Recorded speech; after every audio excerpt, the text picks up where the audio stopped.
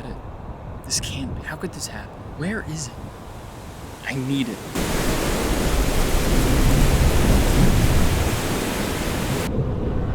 This can't be. Somebody's taken it. That's what's happening. I'm not crazy. It was here before. I have to have it. Where is it?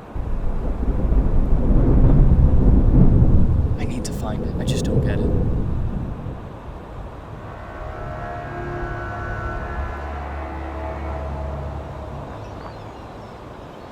Wait a minute.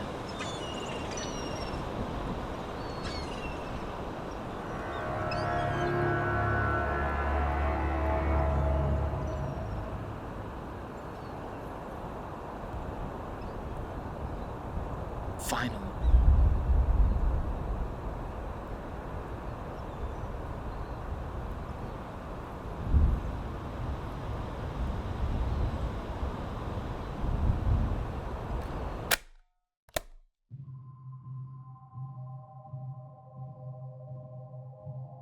Color serves multiple functions in film. It can set a mood or a tone, symbolize a character's emotion, or evoke a feeling from the audience. And a key component of executing this is through the costume design. Color can tell you so much about a character, which is why it can be difficult creating a wardrobe for a black and white film. The 2019 gothic horror The Lighthouse not only attempted to make a wardrobe that stood out in black and white, but executed it so perfectly that menswear blogs were clawing at them for details about it. So how is it that a film made in black and white ended up enhancing a maritime wardrobe rather than hindering it? And why can't we replicate this style for everyday wear if it looked so good? This film is brooding, eerie, mysterious, and at times horrific, and the clothes were used like a puzzle piece to achieve this. The director Robert Eggers has gone on a crusade at making sure all of his films are period accurate. So with The Lighthouse, our lighthouse keepers, played by Robert Pattinson and Willem Dafoe, wore period accurate uniforms which consisted of a sack coat, notched collar vest, trousers, cabin-styled overcoat, and a lighthouse keeper cap, all of which would have been cut from the same navy blue cloth. In addition to their uniforms, lighthouse keepers were also allowed to bring their own clothes onto the jobs, and with that in mind, Eggers and costume designer Linda Muir used this to help imply who these characters were. Rob's character, Ephraim aka Tommy, was lost, going from job to job, failing to run away from his dark past, which was evident from his bib shirt, sack coat, work boots, and newsboy cap, all of which portrayed him as this prematurely retired logger. Meanwhile, Willem Dafoe's Thomas had sweaters with nautical stitches and a strict adherence to his uniform, showing how much of a salty sea dog this man was. The clothing, although not necessarily gothic itself, featured textures, shades, contrast that made them not only stylish, but served this dark narrative of the film. When taking a deeper look into the clothing, you can see these elements like different shades within their uniforms. Although, like I said before, Lighthouse Keepers' uniforms were cut from the same bolt of fabric, Linda decided to cut pieces in different shades of navy so they would pick up differently on screen. And having this separation between these pieces added depth to the outfits. In order to help build this world, Linda had to work to see what colors in real life would translate to blacks, grays, and whites, which would give them the ominous shades that they were looking for. The culmination of these different shades created a contrast within the wardrobe and gave a complexity to the outfits while adding a sense of tension within the wardrobe, representing the butting heads between these two characters. This tension is seen with outfits like Willem Dafoe's notched collar vest over his sweaters or white button-up, or Rob's long sleeve Henley layered underneath his button-ups throughout the film.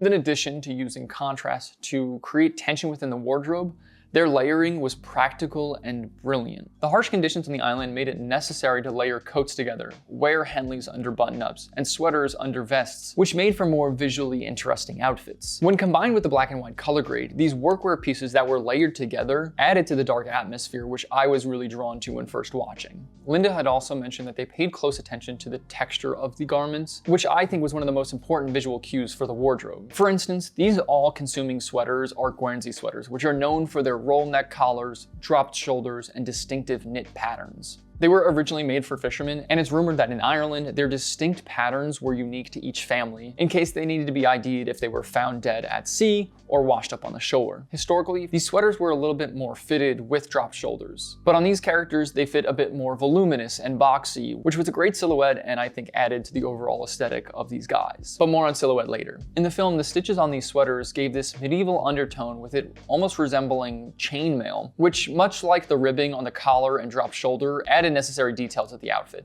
And actually, Willem's sweater had multiple knitting stitches representing nautical themes like waves and beaches, giving it texture, but also representing his experience as a sailor and a lighthouse keeper, as quoted by Linda. The outerwear also builds on this idea of texture, with the fibers from the wool coats, as well as that patina that you see on those oilskin jackets. For reference, the oilskin fabric was made by hand, cut and sewn, and then broken down by Linda and her team. In doing this, it created a patina that made it feel like these pieces were on this island for decades upon decades upon decades, getting worn, and I think that Linda and her team did a phenomenal job at executing this. I love these oilskin jackets, which were used to show the separation between these two characters, with Willem's jacket having this beautiful, long, dramatic silhouette, and Rob's fit being shorter with the popped collar and placket that perfectly completes this jacket. I love that placket detail, which actually was originally used for fishermen and then utilized by menswear from brands like Ralph Lauren to Barber to Levi Strauss. I just think it's a perfect detail. And more on details, they did a phenomenal job at accurately depicting details within the wardrobe, no matter how big or small.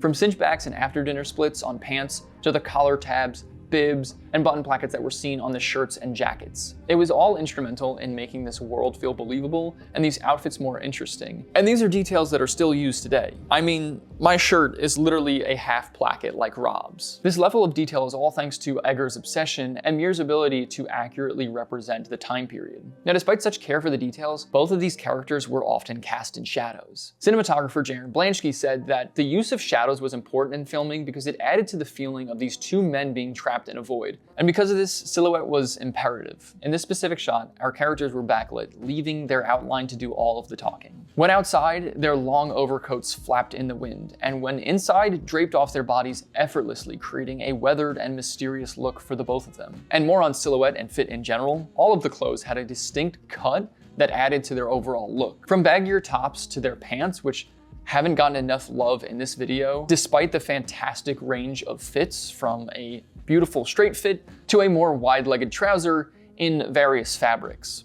I would personally love any pair of pants from this film. They all fit them perfectly. But the clothing feels rugged and gives a totally different perspective on this idea of tailoring. During this time period, clothes were not mass-produced, so people often wore tailoring like suiting for just about everything, and that includes blue-collar jobs. And because of this, tailored garments like a sack coat were intertwined and used as workwear pieces, which I was reminded of thanks to the Lighthouse. I find the wardrobe to be such a captivating part of this film, with the nuances of these outfits giving us insight of who these characters were. And I think that the silhouette, texture, and details helped create this dark, nightmarish style and world. The only negative side about a wardrobe that looks this good is that you can't replicate it for yourself. And that's not because it's supposed to take place 135 years ago.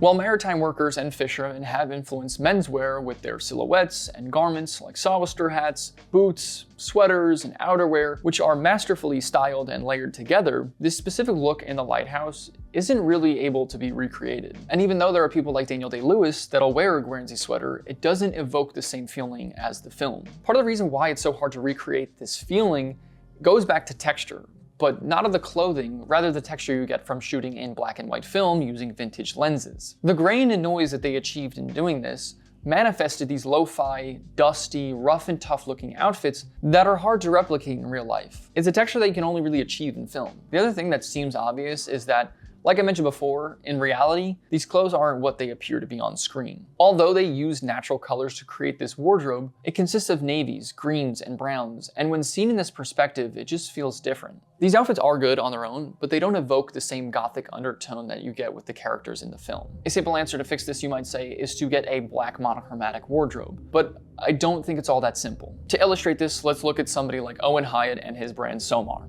Owen drew inspiration from the Lighthouse for his brand, and I suspect that his personal style was also influenced by the film, given his dark palette, dramatic silhouettes, his love for a good overcoat, and his Instagram photos having a similar brooding essence as the film. Throughout these photos, you'll notice a couple of things. The color is either desaturated or the set is stripped of color, with sets being black, gray, white, or a mixture of the three. Now, that's not a knock on Owen, quite the contrary. It's actually a feature of his work. He's creating a world with his brand and style, with it feeling ominous, dangerous, and eerie thanks to the props, set, clothes, and the color. And like Owen's photos, the outfits in the lighthouse look unbelievable because they live in this world where it's moody, gothic, and black and white. Not only were these outfits perfectly stylized, but their skin tones had the color removed from them, and had texture added to their skin via the lenses, so they themselves were fully immersed in this world, which makes you gravitate towards these characters more. So while I do think you can pull inspiration from this movie's wardrobe and look great, you'll be hard-pressed to make outfits in real life that successfully evoke the same feeling as Willem's Thomas